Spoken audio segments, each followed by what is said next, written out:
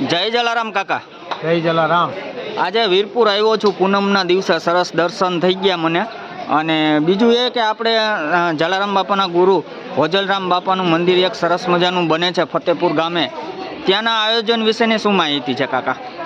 સંત શિરોમણી જલારામ બાપાના ગુરુ જી સદગુરુદેવ ભોજલરામ બાપાએ જી. જલારામ બાપાને જે મહામંત્ર આપ્યો હતો, જી. દેને કો ટુકડા ભલા લેને કો હરિનામ, જી. એ મહામંત્રથી વીરપુર જલિયાણ ધામ વિશ્વ પ્રસિદ્ધ ધામ છે. બરાબર. ત્યારે સદગુરુદેવ સંત શિરોમણી ભોજલરામ બાપાનું અમરેલીની બાજુમાં ફતેપુર ગામમાં ભોજલરામ બાપાનું ભવ્ય મંદિરનું નિર્માણ થઈ રહ્યું છે. જી. આ મંદિરની પ્રતિષ્ઠા મહોત્સવ આગામી તારીખ 4, 5 અને 6 ત્રિદિવસીય આ પ્રતિષ્ઠા મહોત્સવ છે.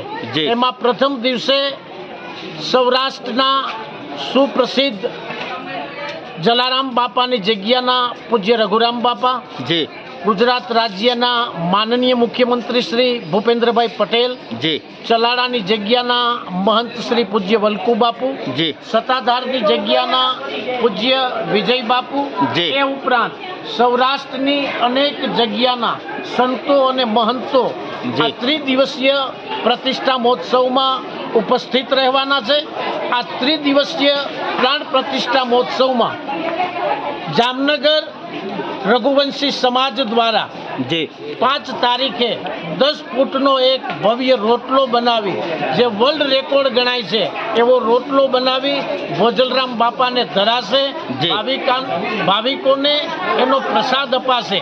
એટલું જ નહીં, આ ત્રિદિવસીય પ્રાણ પ્રતિષ્ઠા મહોત્સવમાં જી. સંત શિરોમણી જી. જલારામ બાપાની જગ્યા વીરપુર તરફથી મહાપ્રસાદ ભોજનની વ્યવસ્થા કરેલી છે.